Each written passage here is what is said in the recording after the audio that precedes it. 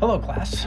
William Cook here, and for this discussion, I chose to examine the entrepreneurial career of Ray Kroc, the businessman responsible for transforming McDonald's from a single successful restaurant concept into one of the largest and most recognizable corporations in the world.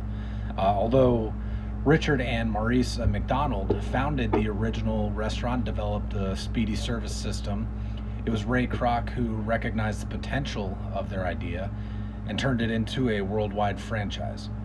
His entrepreneurial career reflects many of the economic and demographic changes that shaped during post-war America. Ray Kroc, he was born in 1902 and spent much of his career as a salesman. And while in 1954, while selling a multi-mixer milkshake machine, he noticed an unusually large order from a small restaurant in San Bernardino, California. Curious about its success, he visited the restaurant and immediately realized the McDonald brothers had created a system that could be replicated nationwide. Rather than inventing a new product, Kroc recognized an opportunity that others had overlooked and built a business around efficiency, consistency, and scalability. My research relied primarily on Ray Kroc's autobiography, Grinding It Out, The Making McDonald's, along with corporate histories, historical newspaper accounts, and scholarly works on franchising and post-war American business. These primary and secondary sources demonstrate that Kroc's greatest strength was not invention, but entrepreneurial vision. Kroc's success reflected several major changes that were taking place in post-war America. Following World War II, the United States experienced rapid economic growth. Millions of families moved into expanding suburbs. Automobile ownership became very common, and the construction of the interstate highway system changed how Americans traveled and lived. These demographic shifts created an enormous demand for affordable, fast, and consistent dining experiences. Kroc understood these changes and built a business that perfectly matched the needs of post-war American consumers.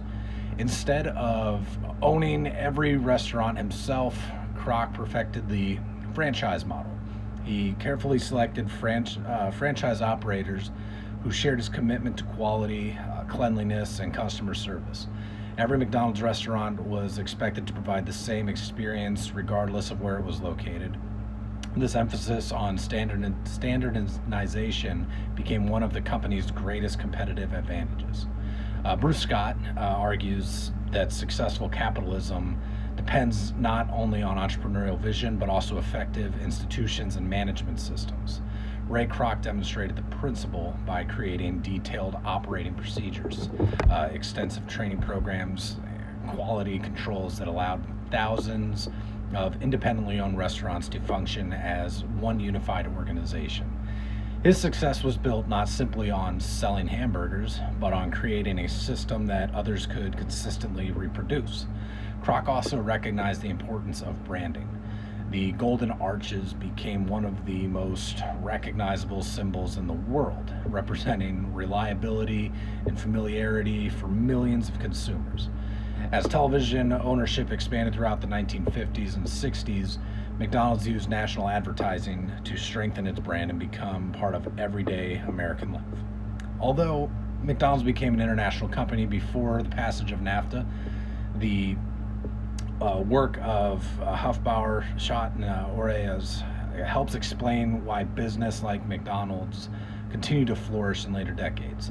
The research argues that the increased economic integration and reduced trade barriers created greater opportunities for American companies to expand into international markets.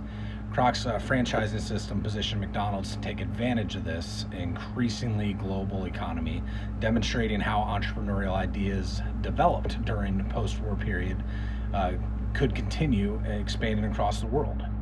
Like many influential entrepreneurs, Kroc's legacy remains complex. Critics argue that fast food contributed to unhealthy eating habits and the decline of locally owned restaurants.